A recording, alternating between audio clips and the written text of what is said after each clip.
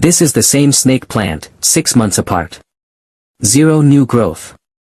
And if yours looks the same, it's not because snake plants are just slow. Everyone says snake plants grow slowly. That's true, sometimes. But slow and stopped completely are two very different things, and most people never figure out which one they actually have. By the end of this video, you'll know exactly which of 5 things is stopping your plant, and stick around for cause number 3, because it's the one almost nobody checks. 5 causes. 1 growth plan. Let's decode it. Quick favor, if you want plants that actually grow instead of just survive, subscribe and turn on notifications. I post diagnostic breakdowns like this every week. And drop a comment telling me how long it's been since your snake plant put out new growth. I read every comment and I'll help you figure out why. The number 1 reason snake plants stop growing is something most people never check, because it's hidden underground. If your plant has been in the same pot for more than 2 years, there's a good chance its roots have completely filled the container. At that point, there's nowhere left to grow, so the plant simply stops. This is what root bound looks like. The roots have nowhere to expand, so they just circle around and around inside the pot.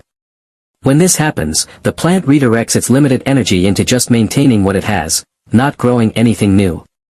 The fix is simple but specific: size up by just 1 pot size, not 2 or 3. Going too big too fast actually causes more problems, because the excess soil holds water the roots can't use yet. 1 size up, same fast draining mix, and gently tease the roots apart before repotting so they know to grow outward instead of circling again. Give it 4 to 6 weeks after repotting before expecting visible new growth. The plant spends that time establishing new roots first. New leaves and pups come after that root work is done. Snake plants have a reputation for tolerating low light, and that's true, they'll survive.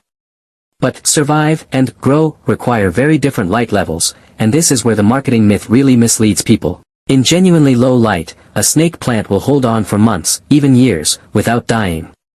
But it has essentially gone into energy-saving mode, and in energy-saving mode, it does not produce new growth. If your plant is more than 6 to 8 feet from any window, this is very likely your answer. The fix is to move it to bright indirect light, ideally within a few feet of an east or west-facing window.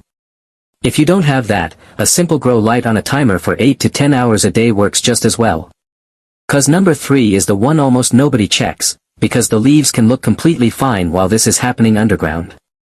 If you're watering on a fixed schedule, say, every week, no matter what, there's a real chance you're overwatering without realizing it, and it's suppressing root development before it ever reaches rot. This is different from full root rot. These roots are stressed, not dead, pale and a little soft, but not mushy or black. At this stage, the plant isn't dying, but it has shifted entirely into survival mode. All its energy goes into just keeping these stressed roots alive, with nothing left over for new growth. The fix is to stop watering on a calendar and start watering by soil condition. Push your finger 2 to 3 inches into the soil before every single watering. If there's any moisture at all, wait. Snake plants in particular can go 2 to 4 weeks between waterings depending on your light and season. There's no universal schedule that works for every home. Here's one people genuinely never think about: if your snake plant has been in the same soil for 2 or 3 years without any fertilizer, that soil has essentially become nutrient dead. There's nothing left in it to fuel new growth, even if the light and water are both perfect. The fix is light, consistent feeding during the active growing season, spring through early autumn. Use a balanced liquid houseplant fertilizer, but dilute it to half the strength recommended on the bottle. Snake plants are sensitive to over-fertilizing, and root burn will set growth back even further than no fertilizer at all. Last cause, and this one's actually good news. If it's currently late autumn or winter where you are, and your snake plant has simply paused, that might not be a problem at all. Snake plants naturally slow down or stop growing entirely during cooler, lower light months. That's dormancy, and it's completely normal. The key difference between dormancy and a real problem is leaf health. In dormancy, the existing leaves stay firm, green, and upright, the plant just isn't adding anything new. If the leaves are also yellowing, softening, or drooping, that's not dormancy, that's one of the other 4 causes we just covered. If this is your situation, the right move is simply patience. Keep doing everything right: proper light, occasional water, no panic repotting, and growth will resume naturally once the season turns and light levels rise again, usually by early spring. If you just realized which one of these is happening to your plant, smash that like button right now. It genuinely helps more plant parents find this video. And if you haven't subscribed yet, now's the time. I break down exactly this kind of plant mystery every single week. Let's pull it all together into one clear plan. Step 1, check the roots.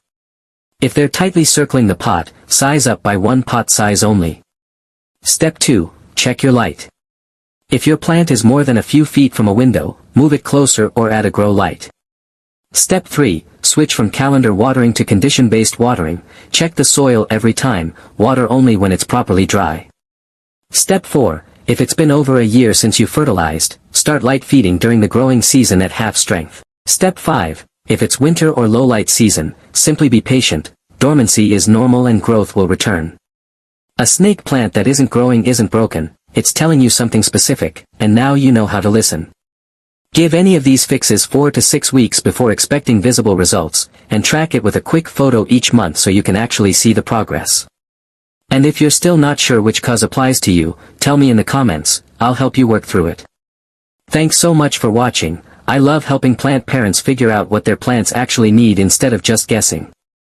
I've linked 2 more videos right here, one on leaf curling and one on the best soil mix for snake plants, if you want to keep going. I'll see you in the next one.